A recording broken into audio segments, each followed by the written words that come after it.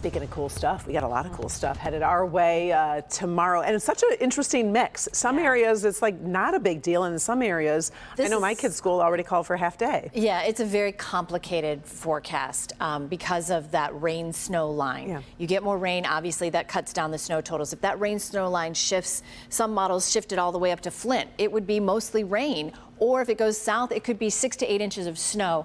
It's just something we have to track. It's unusual to have this much uncertainty this close to an event, but that's exactly why the National Weather Service has not upgraded us to a winter storm warning for that exact reason, is because there is still that uncertainty. 41 in Detroit, I can tell you one thing's for certain. It's just been a completely normal day here with temperatures right where they should be for this time of year. A little bit cloudy, 38 in Howell, 36 in Pontiac, mid-40s right now in Adrian.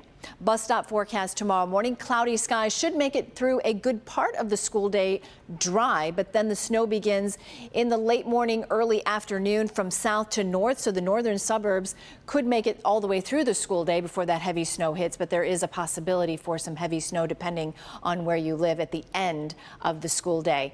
Here's our My Pick of the Day from Troy. This is from Patty. How cute, two deer kissing. Very sweet. I know, isn't that cute? If you have a My Pick to send us, tomorrow's going to be a great day for that. Just upload it using our Forewarn Weather app. Well, we've had a lot of clouds in place. There's a little bit of clearing down in parts of northwest Ohio. That's not really going to affect us here in Metro Detroit. By the time we got any clearing, the sun would have set anyway. So just a cloudy night for us, but all eyes on this next winter storm to affect Metro Detroit. Tomorrow morning, 9 a.m., no problems at all for your morning commute. But watch what happens according to this model. By noon, we start to see a little bit of moisture start to try to cross the Ohio border, but we'll make it through a good part of the day dry. Here's the big question. This line right here, this rain-snow line and how far north it goes. Friday at 4 o'clock, it looks like right along the Ohio border will probably be a mix of rain and snow. North of that looks to be all snow, which would leave the northwest part of Metro Detroit in the higher totals. You can see the darker blues there indicating the heavier amounts of precip. So if you live from Detroit south and on the east side, you're likely to get less snow than if you live on the west side.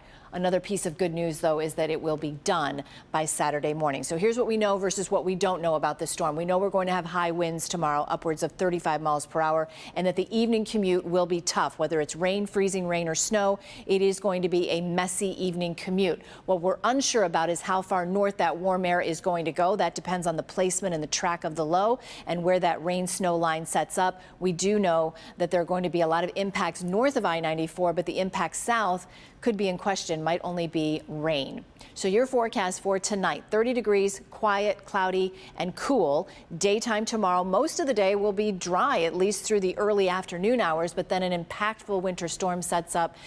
If it's all snow, it could fall at a rate of an inch, maybe even an inch and a half an hour, and we might even see something called thunder snow, as there is some convection with this, so you might hear a rumble of thunder. It's just something we have to track very closely. I'll have more on the snow totals coming up, but again, I hate to hedge. We like to have, we have to plant our flag, right, and this is what it's going to be, this one. Even the National Weather Service is struggling with it, but we are under that winter storm watch starting at noon tomorrow. That app is so important for us. Very important, right, Chris, especially tomorrow. All right, thanks, Kim.